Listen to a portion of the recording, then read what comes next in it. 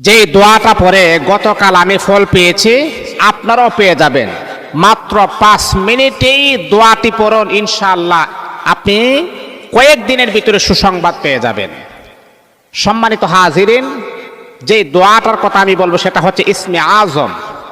আর হাদিস শরীফের ভিতরে আছে, ইসমে আজম পরে আল্লাহ পাকের যেই কোনো বান্দা দোয়া করবে, আমার আল্লাহ তাকে ফিরিয়ে দিবেন না, সাথে সাথে তার মনের আশা আমার আল্লাহ কবুল করবেন।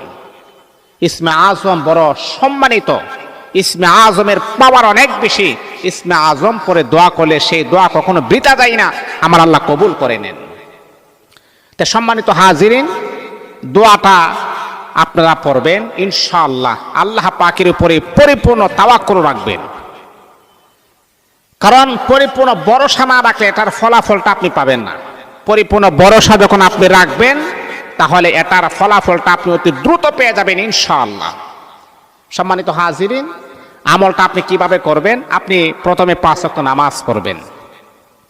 নামাজ পড়ার পরে আপনি মনে করেন শরীরটা আপনার পবিত্র আছে, নামাজের সূরাতে বসবেন। সূরাতে বসার পরে 3 বার দুরূদ শরীফ, 3 বার ইস্তেগফার পড়বেন। কমপ্লিট হওয়ার পরে বিসমিল্লাহির রহমানির রহিম 3 বার পড়বেন। বিসমিল্লাহির রহমানির রহিম, বিসমিল্লাহির রহমানির রহিম 3 বার পড়ার পরে আল্লাহ পাকের দোয়াটা পড়বেন, আল্লাহুম্মা ইন্নী আসআলুকা বিসমিকাল আযম। এটা 11 বার পড়বেন। আল্লাহুম্মা ইন্নী আসআলুকা বিসমিকাল আযম, আল্লাহুম্মা ইন্নী আসআলুকা বিসমিকাল আযম।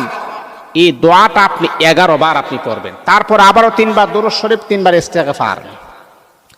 বাবা, এই দোয়াটা পড়তে আপনার বেশিতে বেশি হলে 5 মিনিট সময় আপনার ব্যয় হবে। 5 মিনিট সময় আল্লাহ পাকের জন্য ব্যয় করুন, 5 মিনিট পরেই সুসংবাদটা পেয়ে যাবেন। আল্লাহ পাকের জন্য কি আপনি 5টা মিনিট সময় কি ব্যয় করতে পারবেন না?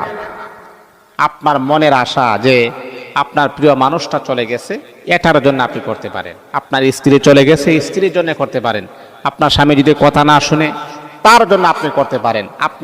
আপনার সন্তানটা অবাধ্য, সন্তানটাকে চাচ্ছেন বাধ্য করার জন্য, এটার জন্য আপনি আমলটা করতে পারেন ইনশাআল্লাহ। গতকাল এটা কয়েকজনে ফল পেয়েছে, আমাকে জানিয়েছেন। আমি নিজে এটার পরীক্ষিত ফলাফল পেয়েছি। এই জন্য আমি আপনারাও যাতে করে ফলাফল পান, কারণ আল্লাহ পাকের কাছে তো কোনো জিনিসের অভাব নাই। চাওয়ার মতো চাইবেন, আমার আল্লাহ দিবে। আর আমি বললে তো কোনো সমস্যা নাই। এই আমলটা করবেন। আল্লাহ পাক আমাদের